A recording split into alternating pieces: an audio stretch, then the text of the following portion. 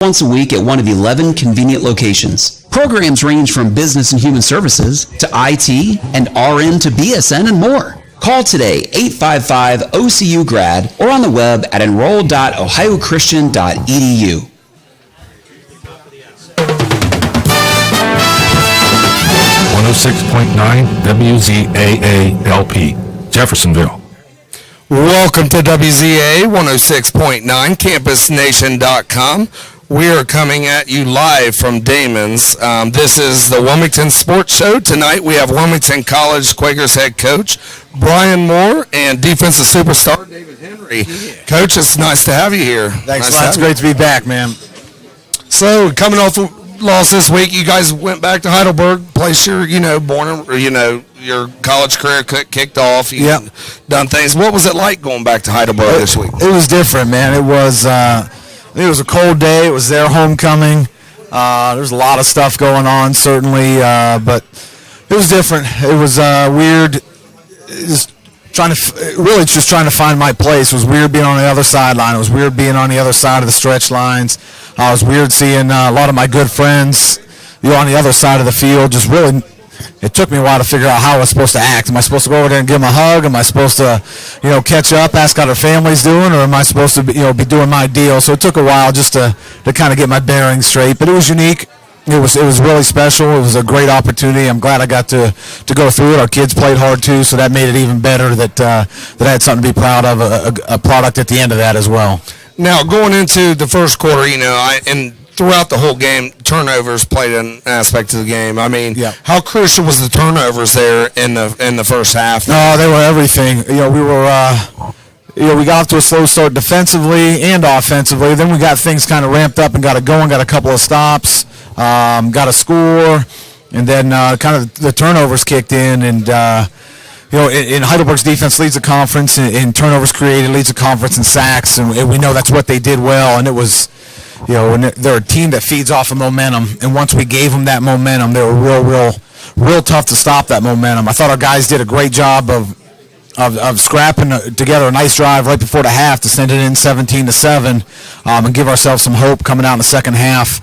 But once you start turning the football over, which we had done a great job all year long of not turning the ball over more than twice in any game, and in all three of our turnovers were inside the 30-yard line going inside the red zone, so they were all killer ones. Seemed like the defense did kick in there through the second quarter all the way through the third quarter. You guys really gave your team an opportunity to get back in the game. I mean, I do realize the turnovers do kill you. You did have the big drive at the end of the first half, but it's nice to see your defense come out and play and give you those 2 quarters to get back in the ball game after getting off to a rough start. Yeah, it was. They got a little fire to them there, and momentum's a funny thing, and that's the thing we talked about at halftime, where we spent probably the whole first quarter with no momentum and spent all the second quarter with all the momentum. And really we rallied through the third quarter, kind of going back and forth, trading punches. And then it's kind of been the story all year for us where we get deep in those fourth quarters, we're in the game, we're in a chance we need somebody to make a play, and we just haven't made those plays offensively at crucial times. Defensively, our depth kind of comes into play where, you play some of those teams that are, running guys in and out all day long, and that fourth quarter comes around, our depth catches up with us, and that was kind of the story in this game, the Marietta game, the Baldwin-Wallace game, and and it showed up again. Do you think that's just like an experience factor? Like once you guys get over that hump, that it'll come more naturally? Maybe you're more pressing in the fourth quarter? Yeah, and it's a big hurdle. We've been through that at other places I've been to. It's hard to skip steps when you're rebuilding. It's hard to go from a team that that hadn't won to a team that wins consistently. You got to learn your lessons along the way, and I think that's what our kids are getting right now. Is understanding. Hey, it takes a lot out of you, mentally, emotionally, and physically to play from behind all game. And I think they're learning that lesson of we got to get out, we got to start competing, getting off the bus, and we got to get out to a quicker start. So we get into those fourth quarters. We didn't spend 3 quarters, playing catch up. So, yeah, they're great lessons to learn. Unfortunately, we're losing them in losses, but I think down the road, those are things that our young kids will be able to draw from. And of course, David Henry joining us tonight, defensive lineman superstar here, homebred here in Wilmington, man. It's nice having you back on, captain of the defense. Being a team captain over at Wilmington Quakers here, what's that mean to you? It just means, I'm held to a different standard, a higher standard, and you got to lead by example. Sometimes you have your ups and downs, but you got to realize most of our team, they're freshmen, they're young, so they're looking at you, what example are you going to lead? So that's why I try to remember, even on days where I just get frustrated, I just say, hey, these guys are looking at me. I got to give them something to build on in the future for Coach Moore. So now, with Coach Moore, going back to Heidelberg this week, do you feel that the practice was more intense this week, or is it about the same kind of? To be honest with you, it was about the same, and they were actually preaching to us. There's no pressure. Don't let the distractions of their homecoming, come into play. You just go up there and play your game. Those guys put on the pads just like you do. So that's what our message was. Just go up there and just play. Don't give up. And having Coach Moore this year as, a coach, opposed to the 3 years coming in, has the attitudes changed? And, of course, we talked about it when you came on last time. How is the attitudes now this week compared to even 2 or 3 weeks ago when we talked last time? I really wouldn't say, kind of an attitude change. It's kind of been steady throughout the season. Guys have been getting more adapted to what the OAC really is, how tough of a conference this is, and what work you have to put in. And we actually, just trusting our coaching staff, trusting the plays that they're getting for us. We're just kind of relying on each other as a family, as a pack, just go out there and eat. We're going to eat together. We're going to go out there, win or lose. We're going to, win with pride. We're going to carry ourselves. So, Coach, we talk about changing the culture, bringing people within the community to our hometown, to the college right here in Wilmington, Ohio, and doing so, you have Connor Barton, a guy that's interested at Wilmington College. We won't talk too much about that, but going into David, he's a Wilmington-bred kind of kid, and this is where he's been born. I mean, what's it for you to have a guy right here that's played high school football here, stays home, and he's an asset? I mean, this guy's a captain on the football team this year, right, for the college. Yeah, and for this program to grow, it's got to start in Clinton County. It has to. You have to win your backyard. I say it over and over and over again, is those kids in this county have to want to visit us. I can't say it's going to be a perfect fit for everybody, but they got to be interested enough to come spend a day with us and see what the college is about, see what I'm about, see what our staff's about, see what our program's about. And we have to win the backyard. There's plenty of Davids out there, kids that want to stay home, kids that want to play in front of their family and their friends and represent their community. And we got to open that door and let them know that they're welcome. Every last one of them are welcome, and they're encouraged to be here, because I think that's when you have that sense here, when you have guys like David here, they know what this community is about. When they're out there playing, they're playing for a little bit more than, say, somebody from Toledo or something like that. They're a little bit more invested because it is their backyard. It means a little bit more to them. Their stamps on that thing as well. So it's huge for us. Now, going back to Luke Credit, of course, is fifth in the OAC in touchdowns. We've talked about it week in, week out. He's been third. He's been fourth. Now this week he's fifth. 60.1 completion percentage puts him at fourth or fifth. How did Luke's game? Did it change any this week? How do you feel he done this week? Yeah, he got hit more this week than he has all year. And some of that's on me. Some of that's not scheming it up well enough to keep him protected. Some of it's on him, just his style of play. He doesn't mind that, so he takes some chances that most quarterbacks, won't take. Some of it's, some stuff we got to button up front, and a lot of it had to do with just who we were playing. A Heidelberg team that leads the conference in sacks, and they get after it. I don't think his game changed at all. I mean, that's a kid that doesn't get rattled. He doesn't get phased. You can hit him all you want, knock him down all you want. He's going to get up and be the same kid the next play. So he's been extremely consistent all year long. And again, he's playing, with where his numbers are. Those are against some of the best defenses in the country statistically. So he's not doing it against a bunch of chumps or anything like that. He's doing it against the best that this level has to offer. Now, going back to recruits, how many recruits you looking at now at the college this year?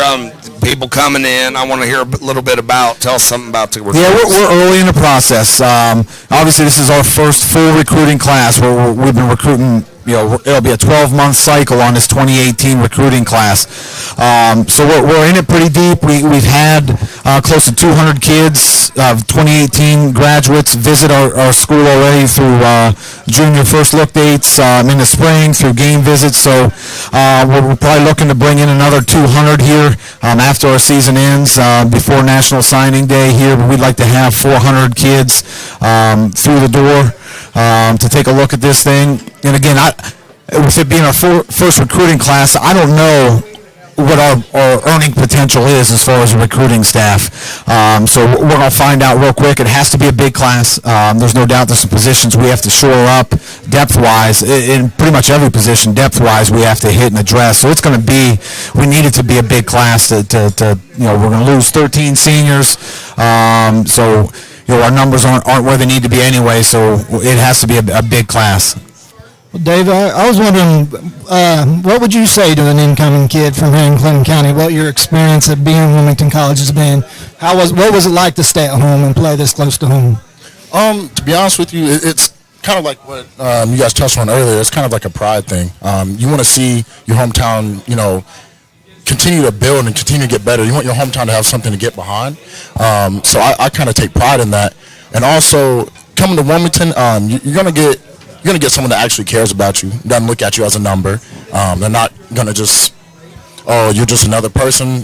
Whatever. Let's put you through college. Like the coaches here, they actually care about you. They're gonna put you in a position to win. You're not gonna like it sometimes. It's not gonna be easy. It's hard. It's college football. Yeah. You're in the toughest conference in Division III. So. It's gonna be a tough street. That's what it is. That's the title of it, tough street. But it's a good experience. You're gonna meet guys that you'll know for a lifetime. Like I'll know these guys for a lifetime. And I'll be able to come back home and talk to Coach Moore, talk to all my coaches, my teammates, and be like, hey, I played here, and I just have pride in it. So it's just something you can always hold on to. Good. That's good to hear. I mean, I think there is plenty of talent in this area to choose from. Even just the 30-mile radius, there's anywhere you go, there's plenty of kids to choose from, and I think you've hit the nail on the head. This is where it starts.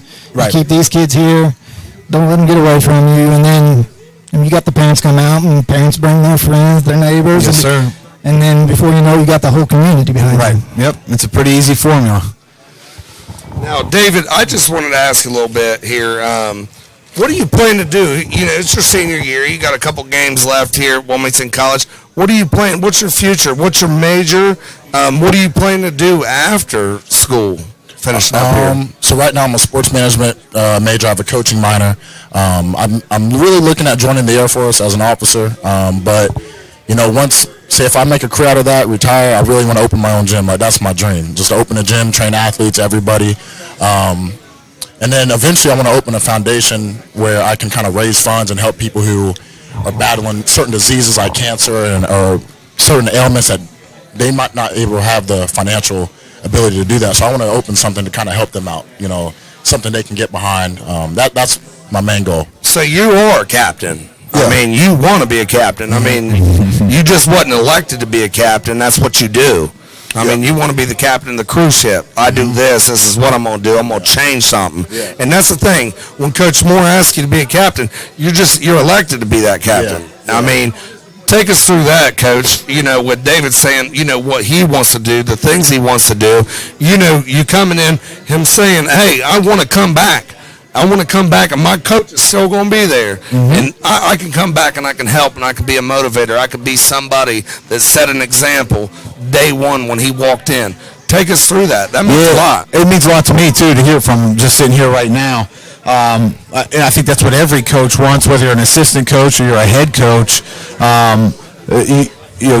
You spend a lot of time with those guys, and you spend a lot of peaks and valleys and highs and lows. You go through a lot with those guys in 4 years, or in my case, just a few months with these guys. But one to come back says that you did something right by them. I don't know, how much I wanted to go back to college after I was done. You know what I mean? So when guys do come back, want to come back and want to reinvest, that means they had something they took out of it was a positive experience, and I think that's really all you're looking for as a coach, that and winning. But you want to make sure that those kids, when they're done with it, they had one of the most positive experiences in their lifetime. Now, of course, David said he's a minor in coaching and things like that. Is David a guy that you would want to have come back and be a part of your staff to you guys? Yeah, the great thing about David, and he's an older guy on our staff. He's probably got more experience than most of the guys. But I think even the course of the short time I've been around, and what I noticed about David is he's still learning. He's still he's still growing as a leader. He's still taking advice as a leader, and he's still using it. Where a lot of kids at this stage of their career, with 2 games left, 3 games left, or whatever the case may be, are pretty much set in their ways. I'm not changing. I'm not budging. This is who I am. There's not enough time for me to change. But Dave and I have conversations all the time, week-to-week basis of, hey, here's what we can do a little bit different. Here's what we can do that's going to help this program. Here's what's going to help you enjoy the game more and all that. And what you see is you actually see him still applying it. With 2 games left in a season, he's still absorbing knowledge. He's still applying it. And I think those kind of people make the greatest leaders because they never stop learning. They're never too good for the next step, and they're always trying to find that competitive edge to get them to a level that they can't take themselves. Now, you and Coach Philly, you guys been there at Heidelberg.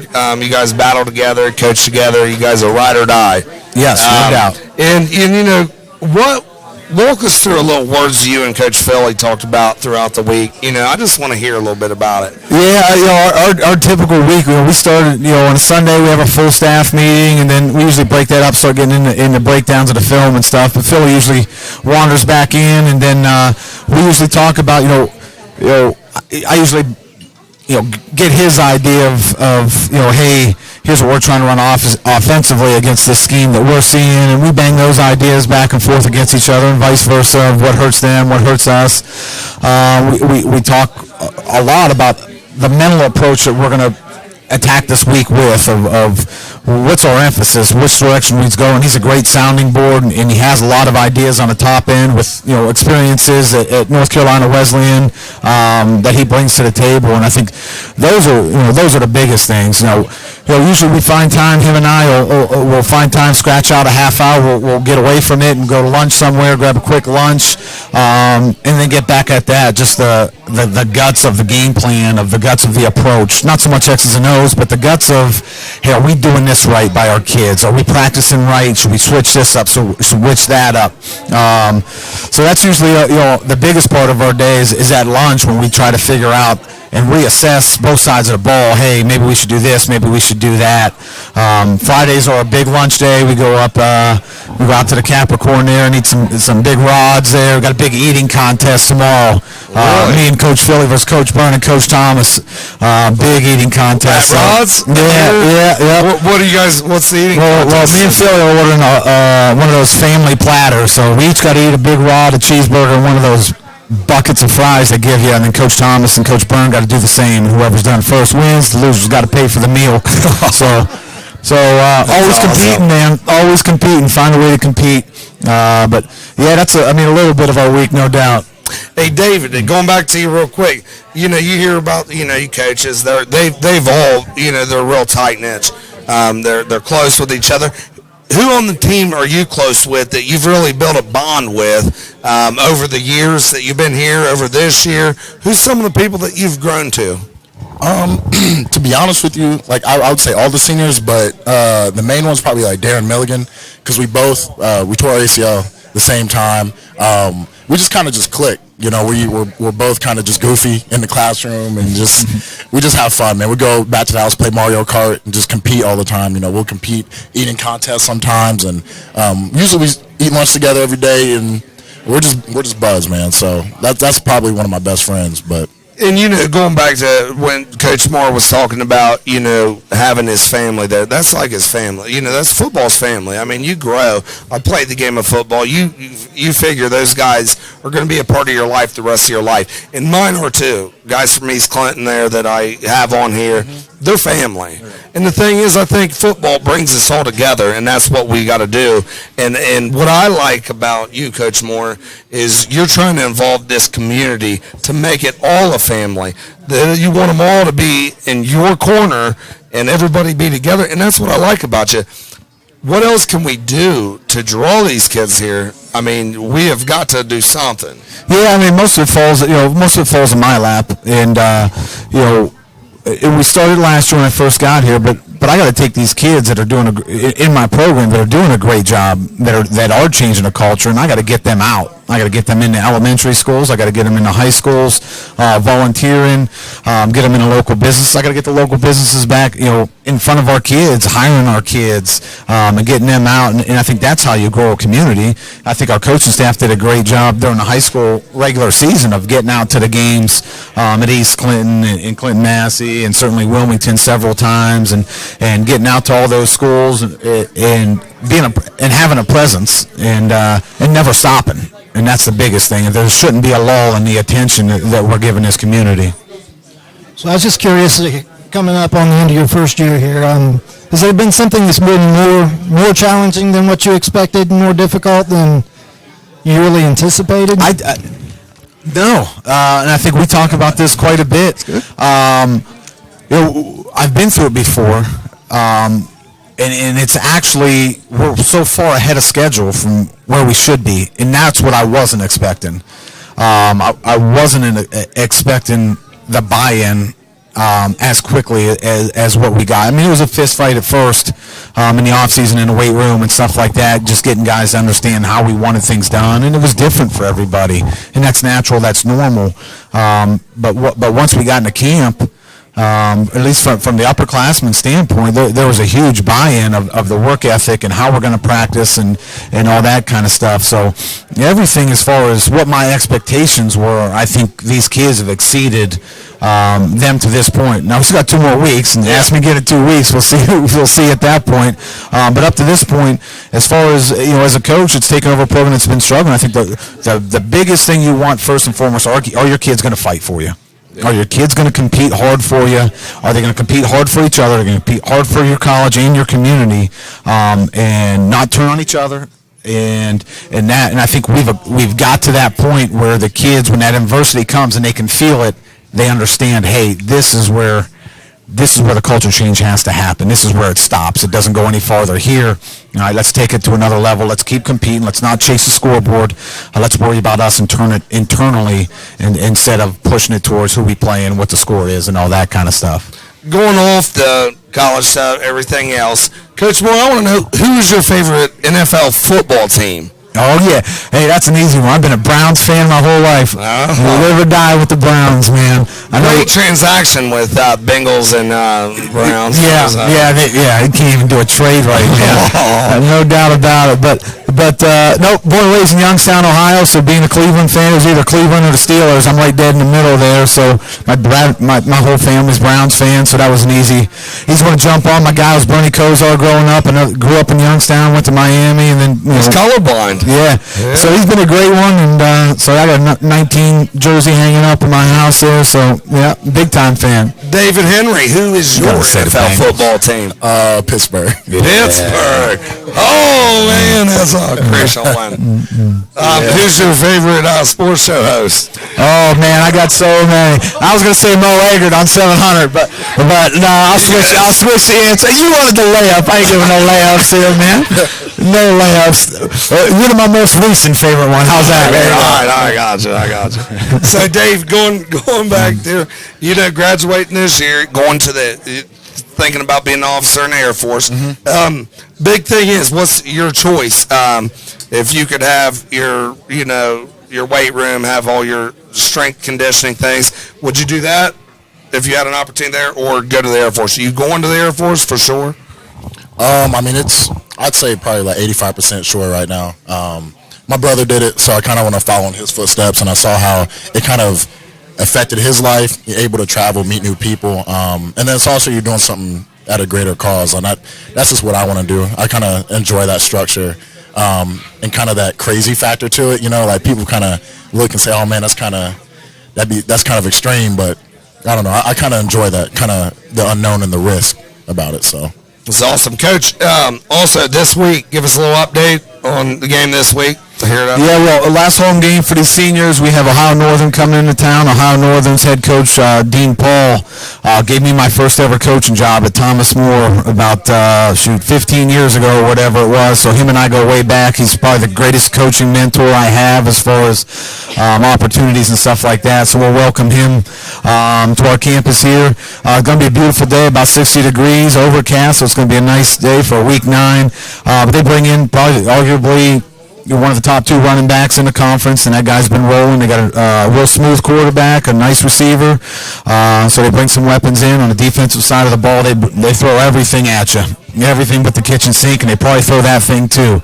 Like I said, I go way back. Coach Paul's a defensive-minded guy, so he runs some pretty wild schemes, blitzes from everywhere, and the coaching staff's real good, real schematic structure, so you don't see the same thing every week. They're going to have the wrinkle in it to attack the things that we do well, and it's going to be, I anticipate it being very much like the last few OEC games that we've played, where if we show up and when we compete early and fight early, we're going to be in that thing for a while, and then it's going to come down to that late in that third or early fourth. Can we make that play? Can we get that stop? Can we get that special teams play? And I think once we hit that play, I think this team will go absolutely nuts to push that over the edge, and we won't relinquish that lead. Well, I want to thank you guys coming on, Coach Moore. I appreciate it, man, always. Dave always, Henry. thanks so much. You guys, Appreciate good your luck time. this week. You got it. At home, be out there. Wilmington, what time's the game start? 1:30 start. 1:30 start. All got right, it. guys, thanks for coming on You got it, tonight. man. Thanks so much. Later.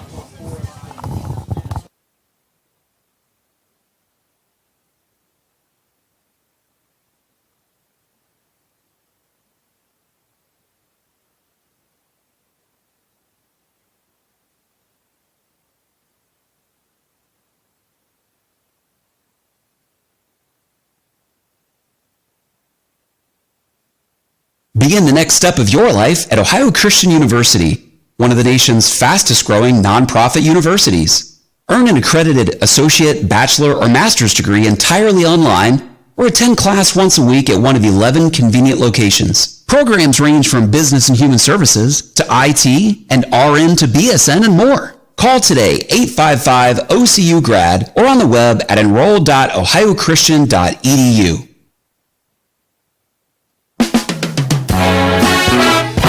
Take a ride on Jeffersonville Airplane. Follow the White Rabbit 106.9 FM, Jeffersonville.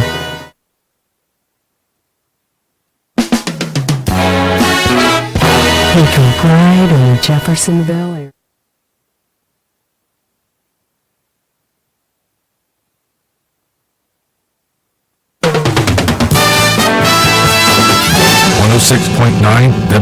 WZAA-LP, Jeffersonville.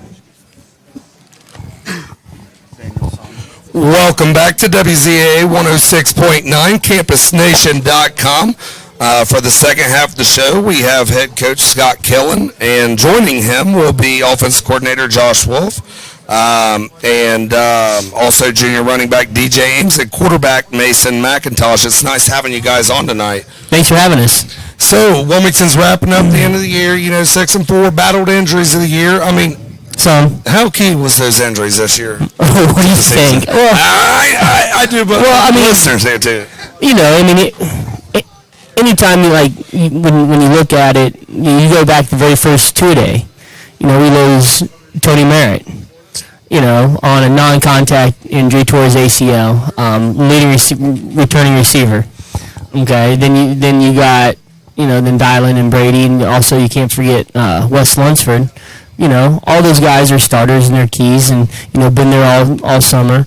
And it just kind of threw a little wrench in the whole plan, and guys had to step up, and and mentally I think it did wear on the kids a little bit, and wear on the coaches, but it is what it is. Injuries are part of the game, and I'm very proud of our kids for stepping up and and battling it, and and leaving everything on the field. So going to the honors of the kids, some of the kids, it's all SBAC, the Southern Buckeye Conference.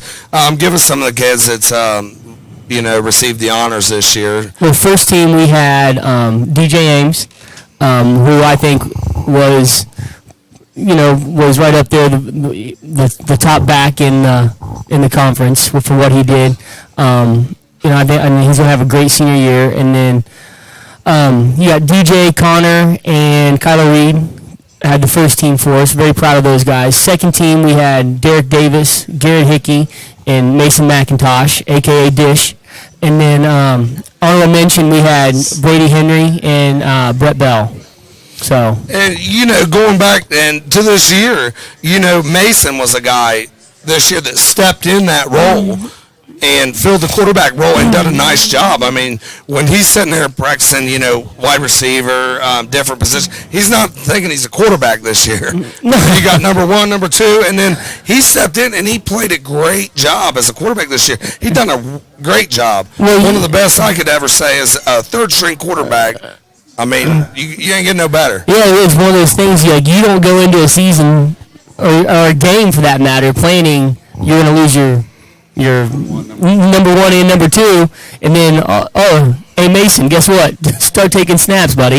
Yeah. And you can look back and how many reps did he actually take through the summer, and then through preseason, and then through the season. You could probably count those on 2 hands, if that. Probably more like 1 hand. And he did a great job stepping up, and other kids around him stepped up. DJ's workload increased quite a bit because he was only playing running back. He had to play our slot back as well sometimes, kind of give a different look. And then, we put him in the backfield a couple times. Almost completed a pass against Massey, which he would have been really excited about. And then DJ also, stepped up and played some defense for us too towards the end. So. Coach Wolf, going to you, zone read. You guys zone read. You guys ran that a lot this year. Mason done a great job reading off that defensive end. However you guys about him and DJ, that was awesome.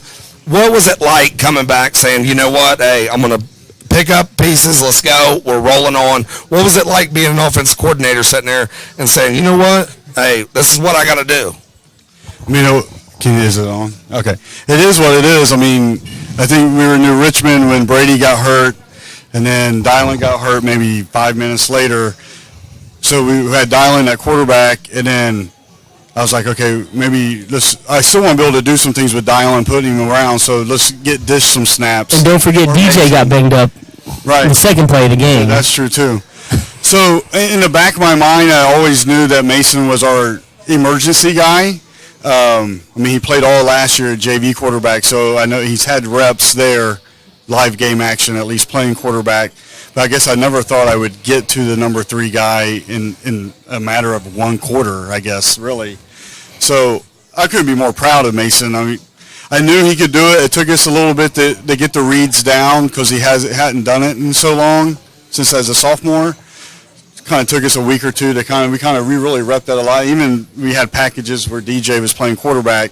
We repped that for 2 weeks prior to Massey game. So they both were reading it pretty well. So I like the read because if you execute it, you can't be wrong. No. And it puts so much pressure on the defense that, okay, he's going to give it. Oh, no, hey, here he goes. Quarterback's snuck out the back door and he's gone. Or, he's going to pull it this time. Oh, no, he's going to give it. And now DJ's gone 80 yards with the ball. So it took us a while to get it down, but a couple weeks. But, once he did outstanding at quarterback. I mean, he completed like 60% of his passes, threw for almost 600 yards, had 4 touchdowns, had 4, I think you were positive yardage and rushing as well.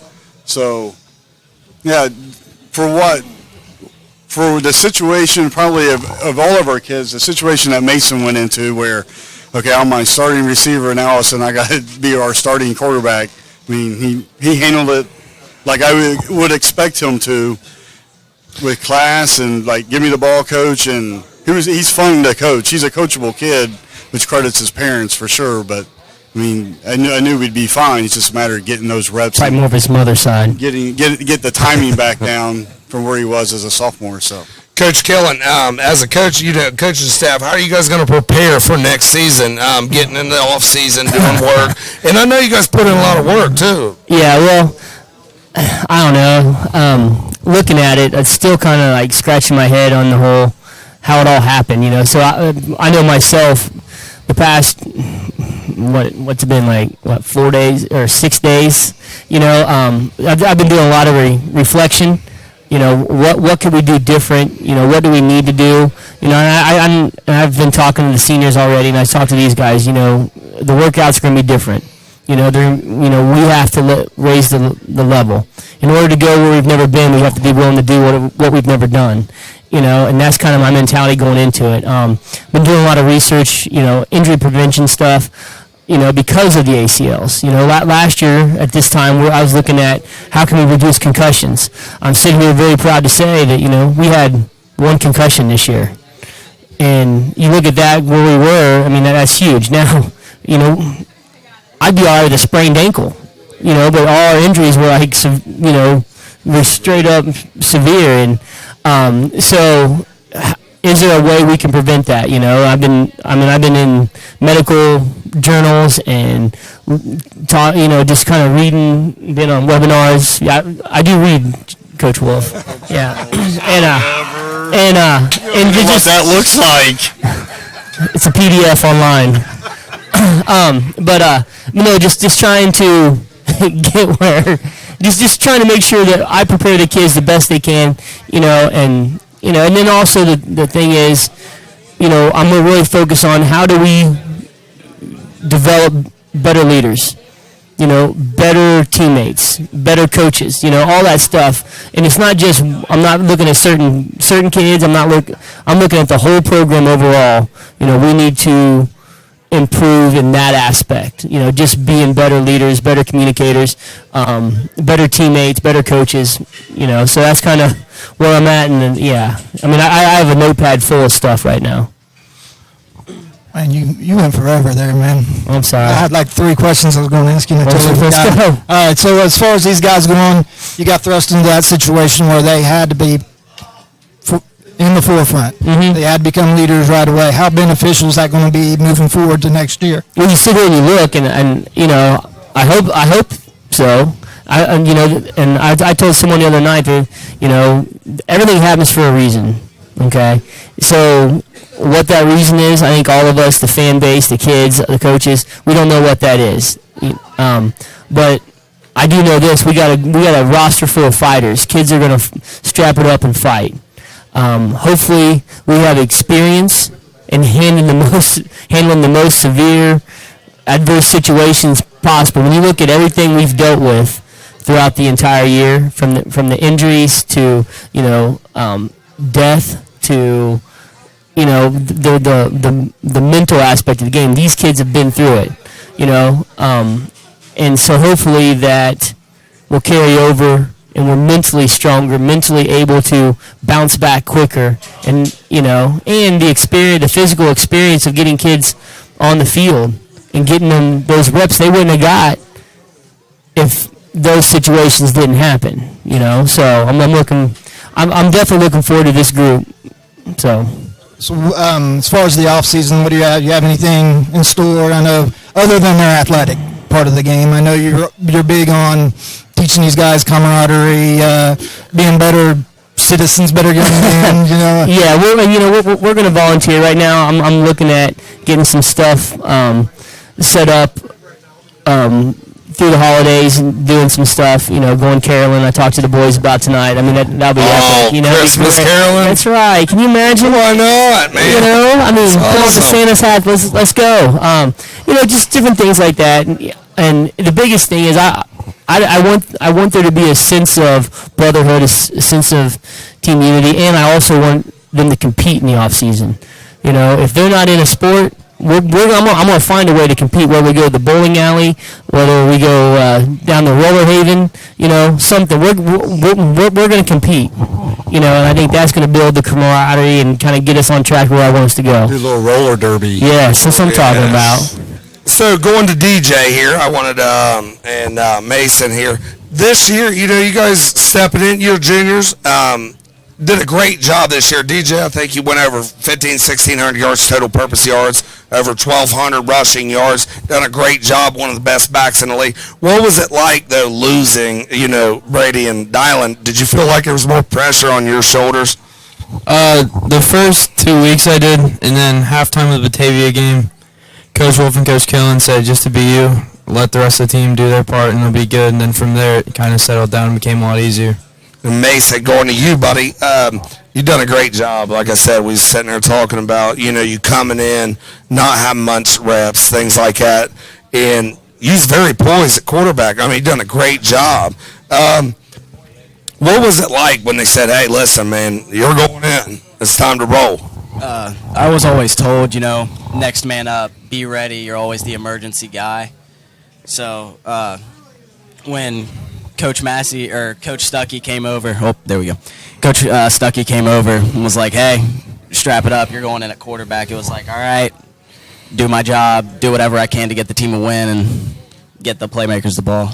But walking through in, Coach Wolf and Coach Killen, Coach Wolf's offensive coordinator there, you guys run the zone read a lot. And that's one thing that I take pride in is carrying out your play fakes, play action, doing things. And that's something you do well.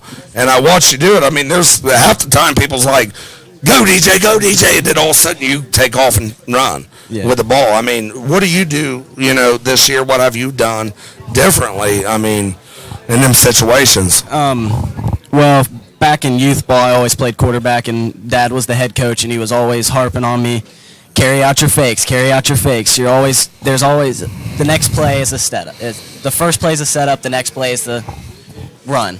So just carry out the play fakes, do whatever you can to fake out the defense, get positive yardage.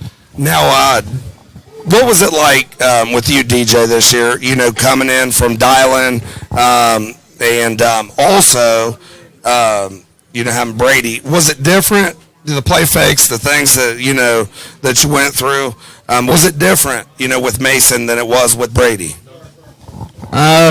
It was a little different because usually Brady and I, we'd make a joke before the play, so that was a lot different because I had to get used to Mason. But outside of that, not really, no. Okay, so DJ, you go through, you're a hard runner. I mean, what are you thinking before you get the ball each and every down? They call your play that you're getting the ball. I mean, what's the first thing you're thinking? Make somebody miss and score usually. Now, are you a power back, you feel, or are you a finesse back, or kind of a mix in between? Because I think you're kind of a power back, and also you got a little finesse to you. Yeah, I can do both, I think so. Most people don't think I can run you over, but I can, so I guess I'm a power back, or both of them. Now, Mason, are you make a miss, or you want to hit somebody? Usually make a miss because I'm kind of small, and I don't really like getting hit by the big linebackers, but just do whatever I can to get positive yardage. But Coach Killen came on, and he was sitting there talking a couple weeks ago. He says, Mason might not weigh $135, but he gives you everything he asks for. Everything you want, he's bringing it. 135 soaking wet. It don't matter. The size though has nothing to do with it. It's your determination. And you know what? Like you was saying, Coach McIntosh, your dad, Coach McIntosh was saying, carrying out play fakes is huge. And the way you do that, and that's what's going to lead you to success in life. And I think, even if you play quarterback next year, or you go back to receiver, or you go do whatever you're going to do, you're going to do it at 110%. You're going to do whatever you got to do because you carry out those fakes. You carry out and you excel in football. Going back to Coach Killen real quick, with DJ and Mason here, going to be your seniors next year. These are two guys that they're great athletes. And, when you got 4 or 5 seniors hurt, and, they're sitting here amongst us tonight, how does that feel, listening to them talk to us right now, saying, listen, I'm going to do this, I'm going to do this, I'm going to do this? Oh, I mean, it's encouraging. What I know and what the coaches know is we have a great core coming back. A core that can be really special.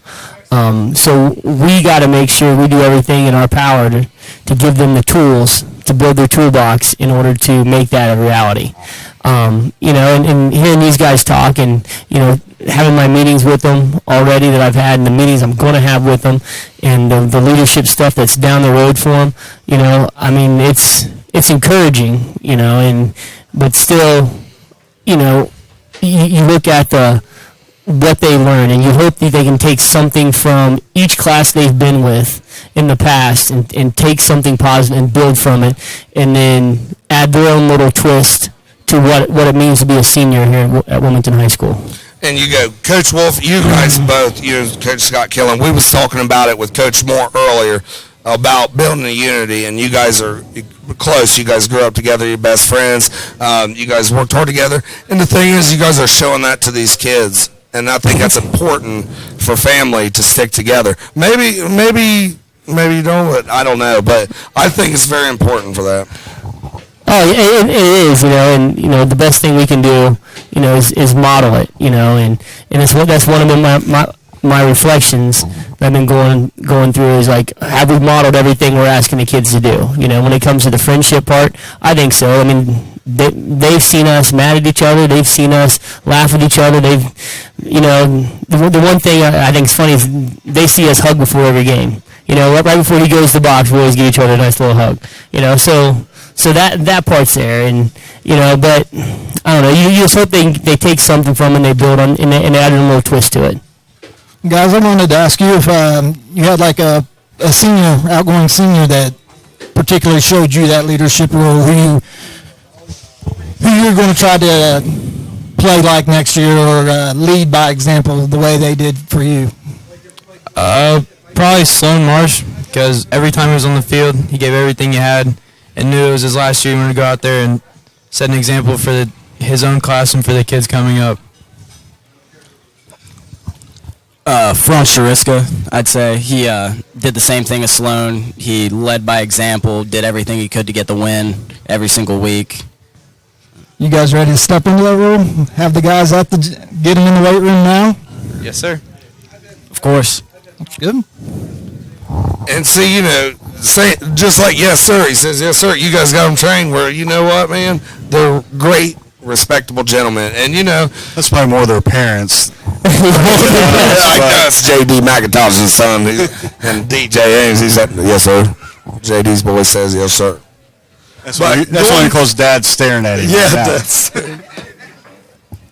So, okay, going on to, the workout. You guys do most of your stuff basically just at the high school. You coaches have everything under control. I'm just clear. No, you're good. Yeah, you're good. We've kind of hit a little wrinkle, but we're working through it. Yeah, well, and I figured that too. With now, do you guys? How many days a week do you go? I mean, how many hours? I mean, do you require a kid that is in basketball? No. Per se, you don't require that? No. All winter sport athletes, I don't require them to be in there. But right in the past, we've gone 3 days a week. And I'm looking to kind of step that up. And once again, it goes back to if you want to do what's never been done, you got to be willing to do what you never did. So, and we're definitely going to step up our workouts. Our workouts are short compared. We don't keep them there for 2 hours. It's going to be max an hour and a half once all the stretching and stuff's done. But some of our kids, like these two, they lift, during the day. Yeah. In APF and. You guys actually have, Wilmington has a, weight room class. Yes. Now who teaches that there? Zach Williams, the girls basketball coach. Yeah, so, I know Mason, DJ, and we have several others that are part of that as well. So I don't ask them to come and lift, but this year, the first part of our workouts, I am going to ask them to be there, for the stretching and the football fundamentals and the linear speed work we're going to do and the plyometrics before we get into the lifting. And like I said, the workouts, we're cranking it up. Things that we're going to do, we're going to be more flexible, we're going to be faster, and we're definitely going to be stronger. And we got to get some, I'm going to try to get the aggression out. Somewhere we got to make them meaner and tougher, and we're going to get after it. So, what kind of music you got these fellas listening to? Oh my gosh! I mean, I gotta know this. Man. All right, let's see. AC/DC, Justin Bieber. Well, I mean, I gotta know, man. We have some music snobs in the weight room, and we have the old school guys. And we have guys that listen to stuff I have no idea what they're talking about, and Like that music doesn't get me excited. So there's actually like a fight and an argument based on the music that we listen to. So I have a way to solve that this year. What's that? It's real simple. There's going to be a 6 foot in diameter ring.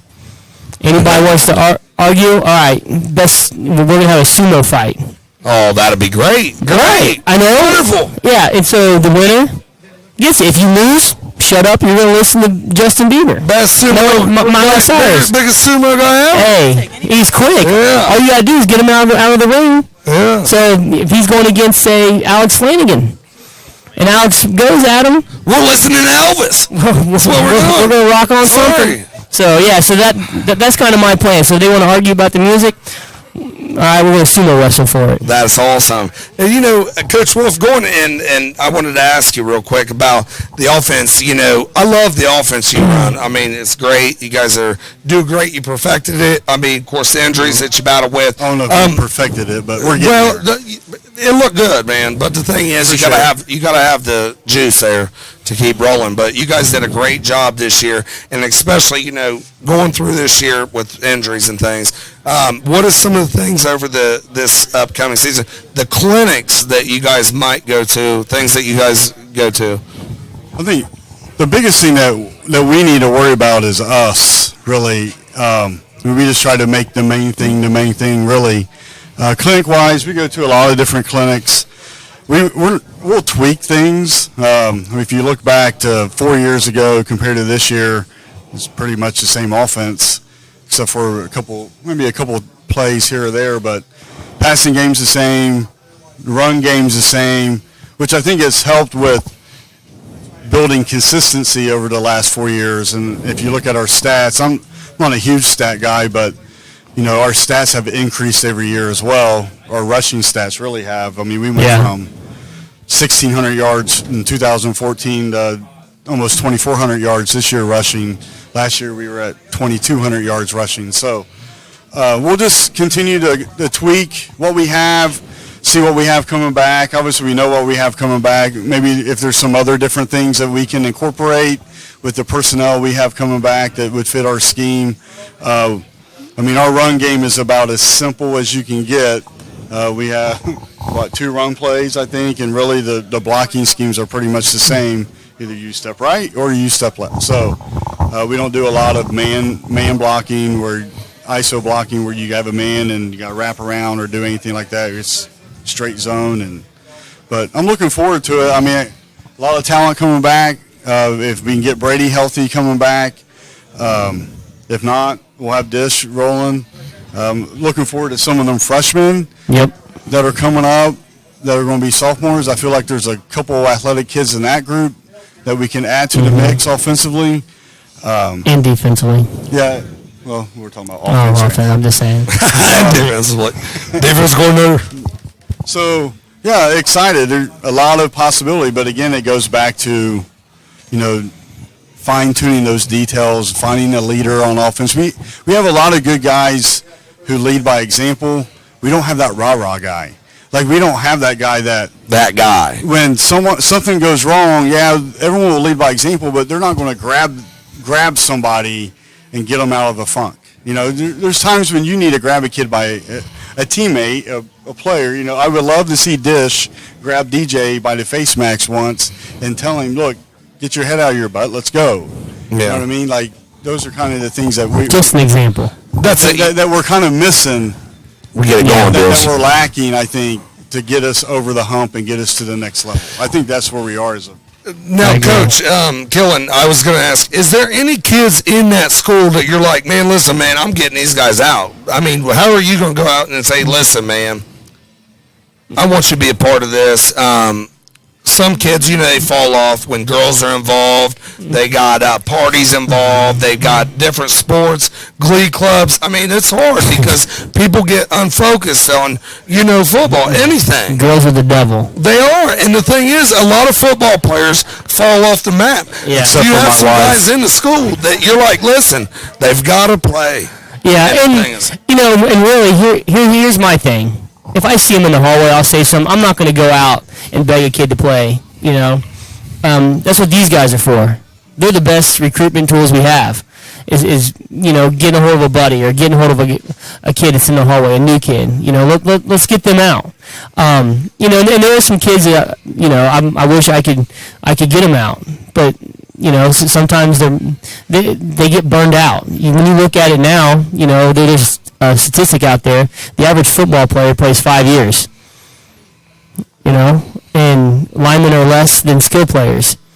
And I think some of those kids, that's where some of the kids are, especially the linemen. We got some big boys walking the halls. Love to get them out, but when they come out, and one thing I'm very careful of. Tuba players. Well, if I go